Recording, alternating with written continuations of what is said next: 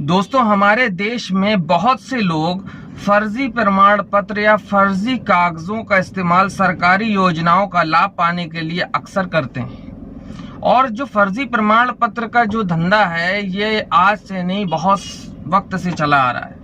लेकिन ये क्या है और इस पे सजाएं क्या हैं, लोग इसका इस्तेमाल करते हुए उनको ये नहीं पता होता है कि इसके पीछे जो कानून है वो क्या है, इस पे कितनी गंभीर सजाएं हो सकती हैं। तो दोस्तों, मैं आपका दोस्त फरहान अख्तर, मैं आपसे यही आज बात करने वाला हूं।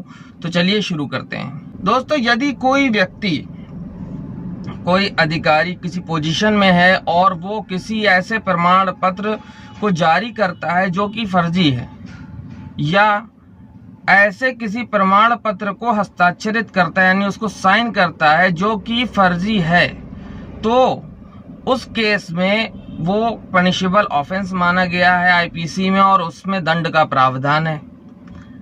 अब आ जाती है दूसरी बात ये कि अगर कोई व्यक्ति किसी भी सरकारी योजना का या सरकारी लाभ का वो फायदा उठाने के लिहाज से किसी ऐसे प्रमाण पत्र, फर्जी प्रमाण पत्र या फर्जी कागज को लगाता है जिसके बारे में उसे पता है कि ये फर्जी है और लगाता है, तो वो दंड का जो है अधिकारी होगा, यानी पनिशेबल ऑफेंस है ये। और जो इसकी सजा है वो उसकी दो कैटेगरी जो है वो डिफाइन की गई है आईपीसी में। एक तो ये कि जो उसने फर्जी प्रमाण पत्र लगाया है, अगर वो किसी मामले का के सबूत से लेना देना है उसका, ठीक है, जैसे कि किसी भी मामले में कोई कागज की जरूरत है किसी चीज को प्रूफ करने के लिए और वो व्यक्ति उस कागज को तैयार करवा देता है फर्जी, और बाद में ये बात पता चल जाती है, प्रूफ हो जाती है कि कागज फर्जी है, तो उस केस में 7 साल की सजा है या जुर्माना या दोनों।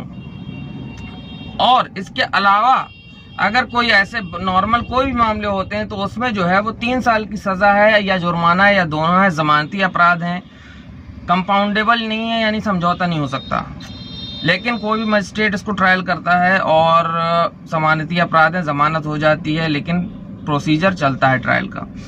अच्छा, किस किस चीजों में इसका जो है इस्तेमाल करते हैं लोग, ये भी आप समझ लीजिए। पता चला लोन लेने के लिए अपनी जो है डेट ऑफ बर्थ में छेड़छाड़ करा ली, ठीक है, आपने किसी राशन कार्ड में जो है अपना हेर फेर करा लिया, फर्जी जो है बनवा लिया ताकि उससे आप किसी योजना का लाभ ले पाएं।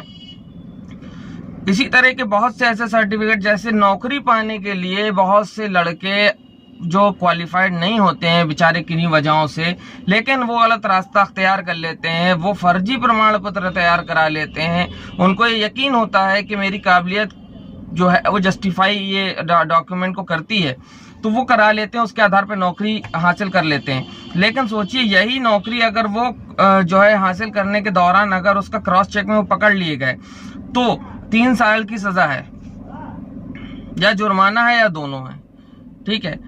और अगर ये कोई उस जॉब में आ गए, वो उसके बाद कोई मामले में फंसते हैं और वो मामला कोर्ट में जाता है और कोर्ट के बाद ये इन्वेस्टिगेशन होता है, तो फिर 7 साल की सजा है। मैंने आपसे बताया कि अगर कोई मामला कोर्ट में एज ए प्रूफ पेश किया जाना हो और उसके बारे में ऐसा कुछ मतलब फर्जी प्रमाण पत्र या फर्जी डॉक्यूमेंट उसमें लगे हों, तो उसमें 7 साल की सजा है। और नॉर्मल जो है केसेस में वो 3 साल की सजा है या जुर्माना है या दोनों है।